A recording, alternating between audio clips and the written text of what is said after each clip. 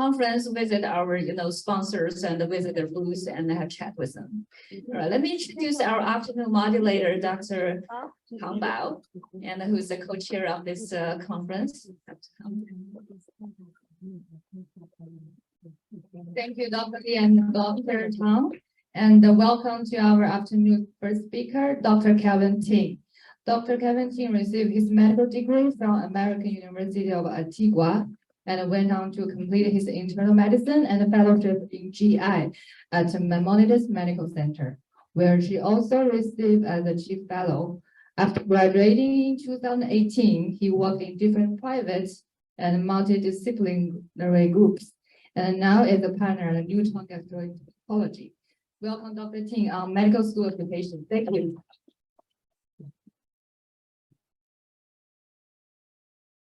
Hello, good afternoon, everybody. I'm Kevin Ting. Thank you, Dr. Zhu and ACAP for inviting me to meet with everyone tonight, or today, sorry. How do I? Oh, okay. So this is kind of my journey to where I'm at today. So as Hang Bao said, I did my undergraduate at Stony Brook University. And at that time, I was really deciding if I want to do medical school or computer science. I had two older brothers, much older, all right? And my eldest brother was actually in residency, and then my middle brother was actually in computer science. So my dad really wanted me to go to medical school, but being a rebel and being the youngest, I didn't want to fulfill his prophecy. So I actually didn't want to go to medical school until probably my third or fourth year in college.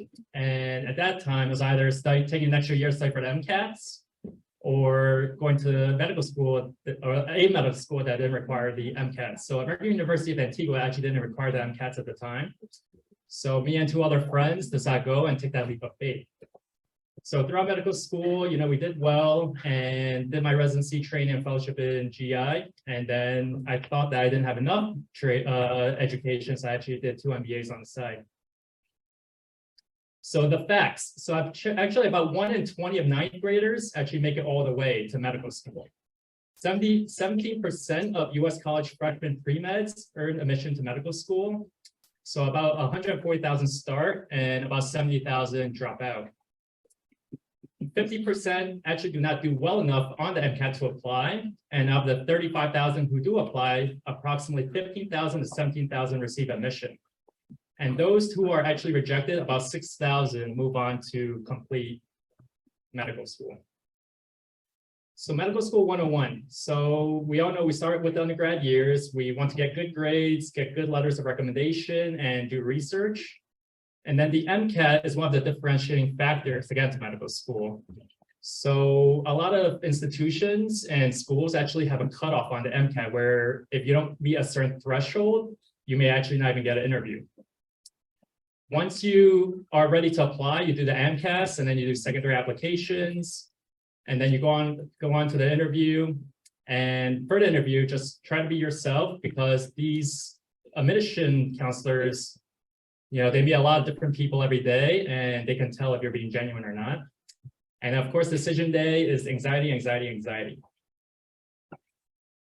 So for the undergraduate years, I think the main thing is to decide if you really want to pursue a degree in, get a medical degree. So I think that the best advice is to try and find the right mentors, try to ask friends and family if they know any physicians, and then try to shadow in an office. I think that would probably give you the best experience and to decide if you want to actually participate in going through the long, long journey. So these are the pre-med. And make sure you take the medical school prerequisites. I actually have a lot of friends who were not a science major. I had a good friend who did art, and she also was able to complete all these prerequisites and still get into medical school. So just being a science major doesn't necessarily exclude you from medical school. So most medical schools uses the biology, chemistry, physics, and mathematics GPA to value candidates. Always refer to your pre-med advisors regarding the prerequisites and expand your horizons when not studying. So consider picking up another language or studying abroad. So I think that is huge. You know, I didn't want to listen to my dad again and learn Mandarin when I was younger, and now I'm kind of kicking myself in the behind for that. I was able to really try to improve my Mandarin over the last few years, try to serve the community. And communication skills are vital for physicians. So having that right patient-physician interaction definitely means a lot. And then the extracurriculars. So a lot of these applications, they're all standardized, and you really want to stand out from your peers. So being well-rounded, so you want to have good grades, good MCAT, and of course, the outside extracurriculars definitely mean a lot. So you want to see if you can do any research, find those right mentors to help you improve your application.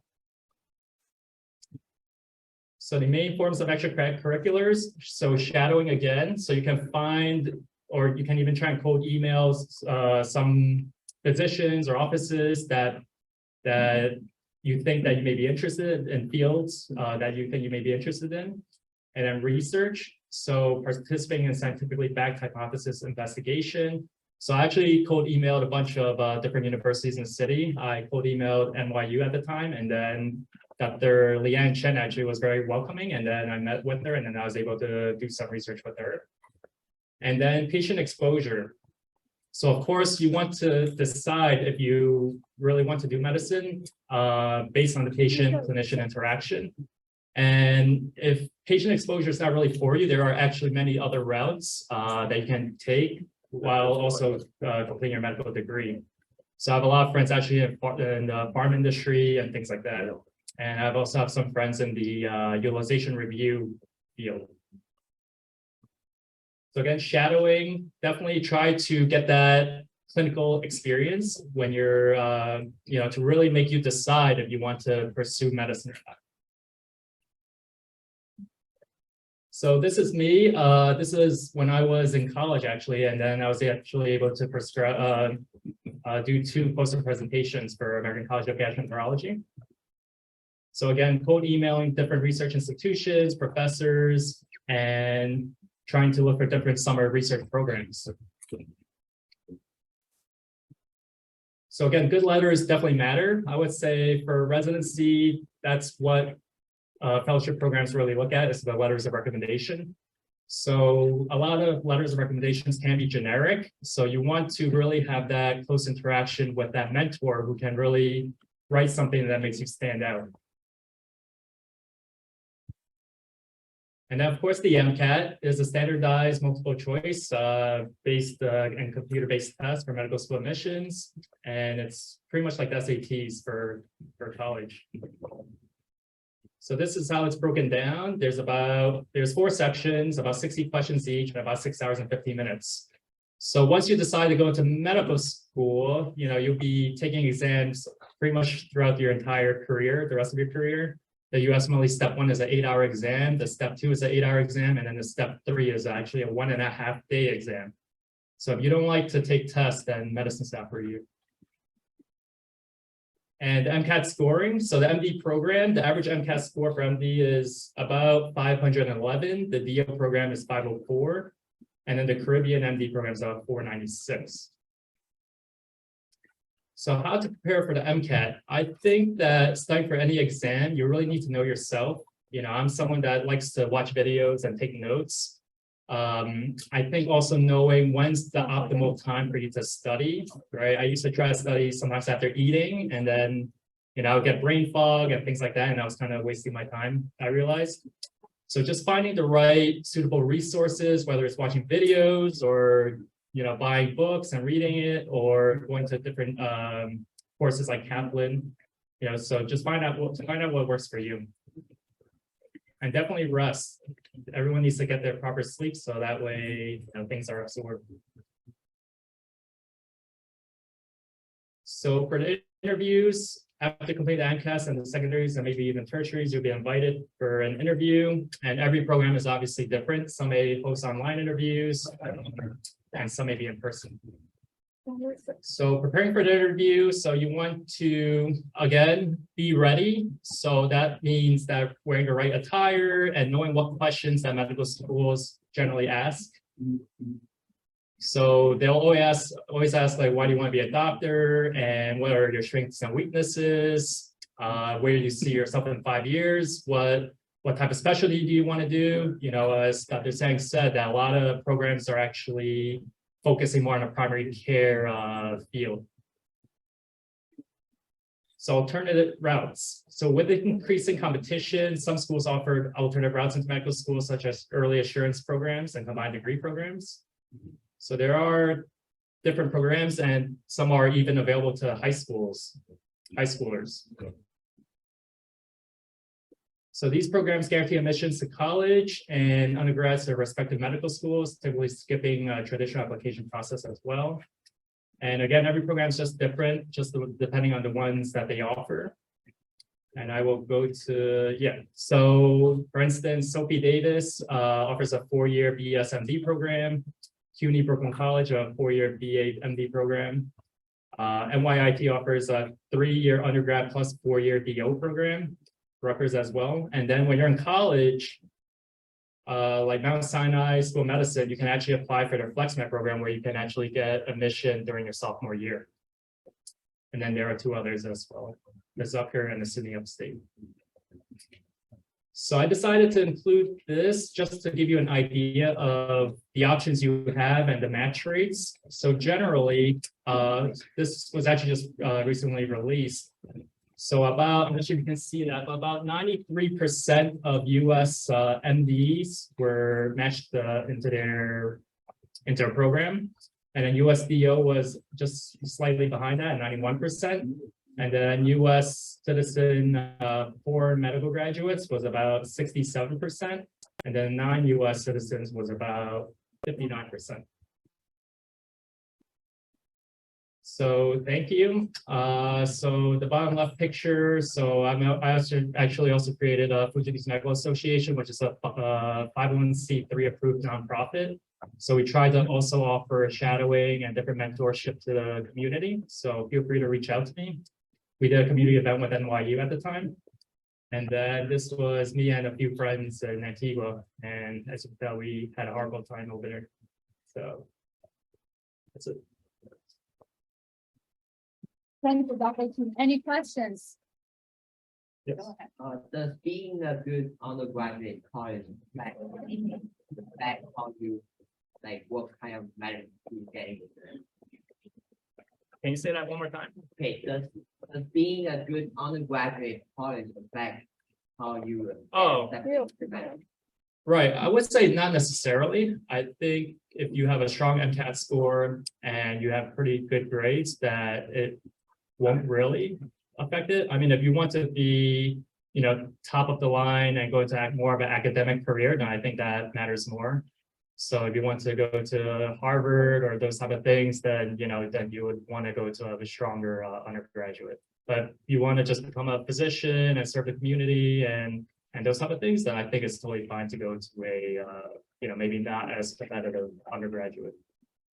Well, how do you talk about pros and cons for a college student, undergraduate, gap years before applying medical school? Oh, gap years. So in terms of gap years, right, just make sure that you are still involved in the, the medical, do something medically related. So that could either be research or working in a medical office.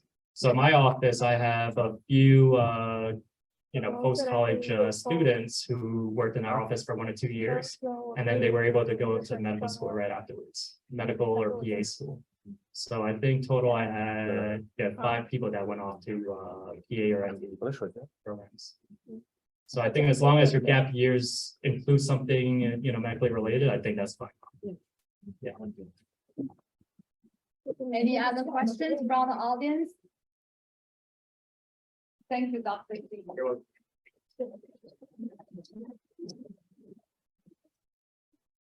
So medical school is the first step, right? So the next step is like how to survive in the residency, the first year residency. Be prepared. And our next speaker is Dr. Guo Pang. Dr. Guo Pang received her medical degree and postgraduate training from Shandong University. She joined internal medicine residency training program in St. John's Episcopal Hospital in 2022 and she's gonna cover the topic from match day to PGY1. Thank you. Welcome, Dr. Pao.